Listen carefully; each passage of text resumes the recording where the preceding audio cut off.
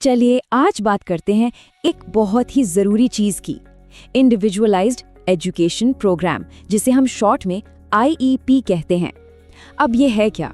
ये दरअसल एक कमाल का टूल है जिसे ख़ास तौर पर हर बच्चे की सीखने की अपनी अलग ज़रूरतों को ध्यान में रखकर तैयार किया जाता है।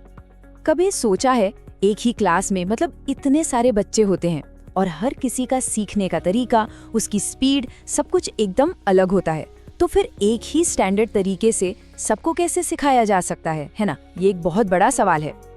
और पता है, इसी बड़े सवाल का जवाब है IEP। जी हाँ, ये एक ऐसा प्लान है जिसे खास तौर पर इसी चैलेंज को एड्रेस करने के लिए डिजाइन किया गया है। तो चलिए आज इसी को थोड़ा और करीब से समझते हैं। तो सबसे पहली बात जो हमें समझनी है, IEP कोई वन साइज फिट्स ऑल वाला फॉर्मूला नहीं है, बिल्कुल नहीं।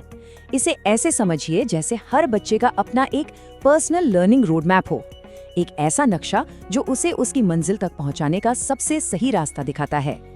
तो अब सीधा सवाल, आखिर ये IEP होता क्या है? देखिए, IEP सिर्फ कागज का एक टुकड़ा या कोई प्लान नहीं है। ये एक लीगल रिटन डॉक्यूमेंट है, एक कानूनी दस्तावेज। इसमें साफ तौर पर लिखा होता है कि किसी दिव्यांग छात्र को कौन कौन सी खास एजुकेशनल सर्विसेज मिलेंगी। असल में ये एक पुल की तरह है, बच्चे की आज की काबिलियत और उसके भविष्य के लक्ष्यों के बीच का एक मजबूत पुल। और IEP का मकसद सिर्फ किताबी ज्ञान तक ही सीमित नहीं है, बिल्कुल नहीं। इसका असली उद्देश्य तो बहुत बड़ा है, जैसे कि बच्चे को सही शिक्षा और ट्रेनिंग देना, उसे रोजमर्रा की जिंदगी के लिए तैयार करना, स्किल्स सिखाना, ताकि वो आत्मनिर्भर बन सके। और सबसे जरूरी बात, स्कूल, परिवार और विशेषज्ञों को एक साथ एक टीम की तरह लाना। अब जाहिर है, इतना बड़ा और जरूरी काम कोई एक अकेला इंसान तो कर नहीं सकता। एक मजबूत, असरदार IEP बनाने के लिए एक पूरी टीम की जरूरत पड़ती है। तो कौन कौन होते हैं इस टीम में, आइए देखते हैं। देखिए, ये एक कोलैबोरेटिव एफर्ट है और यहाँ सबसे जरूरी शब्द यही है, कोलैबोरेशन या सहयोग। IEP की पूरी कामयाबी इसी एक चीज पर टिकी होती है। जब पेरेंट्स, टीचर्स और एक्सपर्ट्स सब एक टीम बनकर साथ काम करते हैं, तभी बच्चे के लिए सबसे बेहतरीन प्लान तैयार हो पाता है। तो इस टीम में होता कौन कौन है? कानून के हिसाब से इसमें कई जरूरी लोग शामिल होते हैं। सबसे पहले माता पिता या परिवार, वह बच्चे को उनसे बेहतर कौन जानेगा।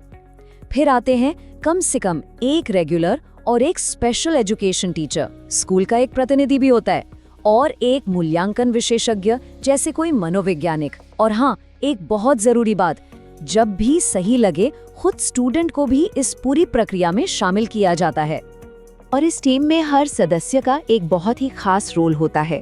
जैसे माता पिता बच्चे की ताकत, उसकी ज़रूरतें और उसकी दिलचस्पी के बारे में वो बातें बताते हैं जो कोई और नहीं बता सकता।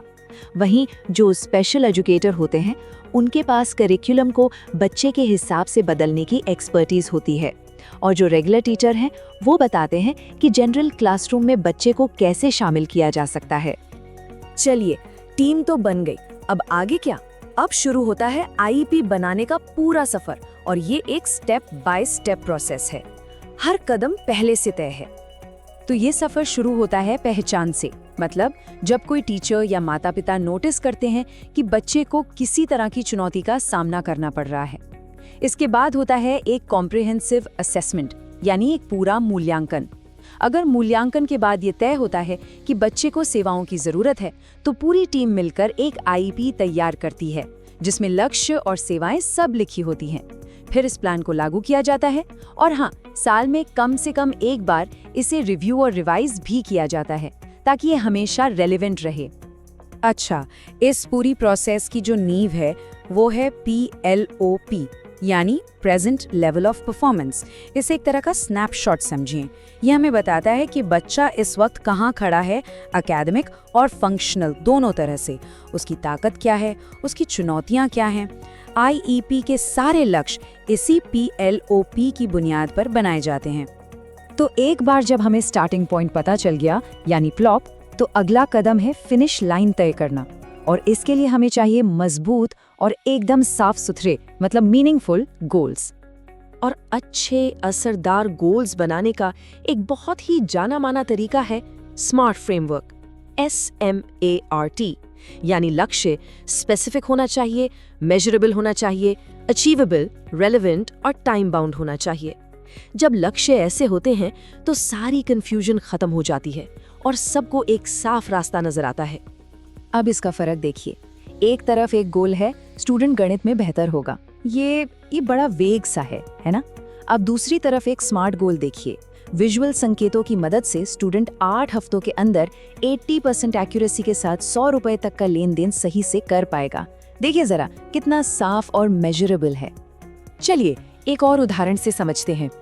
मान लीजिए ऑटिज्म स्पेक्ट्रम वाले एक बच्चे के लिए गोल है ब्रेक के बाद 2 मिनट के अंदर अपनी सीट पर आकर बैठना। अब देखिए ये स्पेसिफिक है, मेजरेबल है, 5 में से 4 बार सफल होना। विजुअल शेड्यूल की मदद से ये अचीवेबल यानी हासिल करने लायक भी है। क्लास में भागीदारी के लिए रेलेवेंट है और तिमाही के अंत तक का टाइम बाउंड भी है। देखा, एकदम परफेक्ट स्मार्ट गोल। तो अब हम इस पूरी चर्चा के आखिरी हिस्से में आ गए हैं और यहाँ ये समझना बहुत जरूरी है कि आईईपी महज एक दस्तावेज नहीं है, ये उससे कहीं बढ़कर है। इसे एक लिविंग डॉक्यूमेंट की तरह समझना चाहिए, एक ऐसा दस्तावेज जो स्थिर नहीं है, जो बच्चे के साथ साथ बढ़ता है, इवॉल्व होता है। जैसे जैसे बच्चे की ज़रूरतें और उसकी काबिलियत बदलती हैं, आईईपी को भी अपडेट किया जाता है ताकि वो हमेशा रिलेवेंट और असरदार बना रहे। ये जो बात है, ये आईईपी की अहमियत को बिल्कुल सटीक तरीके से सामने रखती है। ये हर दिव्यांग छात्र के लिए प्लान किए गए हर एजुकेशनल प्रोग्राम की आधारशिला है, उसकी नींव है, और इसी नींव पर बच्चे की सफलता की पूरी इमारत खड़ी होती है। तो जाते जाते एक सवाल के साथ छोड़ते हैं, हम सब मिलकर ये कैसे सुनिश्चित कर सकते हैं कि हर आईईपी सिर्फ एक कागजी कार्रवाई या फॉर्मेलिटी बनकर न रह जाए, बल्कि सच में एक ऐसी चाबी बने जो हर बच्चे की असली क्षमता का ताला खोल सके। इस पर सोचना हम सबकी जिम्मेदारी है। उम्मीद है आपको मदद मिली होगी। कृपया लाइक कीजिए, सब्सक्राइब करके टेट सारथी परिवार में शामिल हो जाइए और कमेंट्स में अपने सवाल छोड़ दीजिए। आपकी फीडबैक से ही हम बेहतर कंटेंट बनाते हैं और डिस्क्रिप्शन में जाकर बहुविकल्पी प्रश्न जरूर हल करें।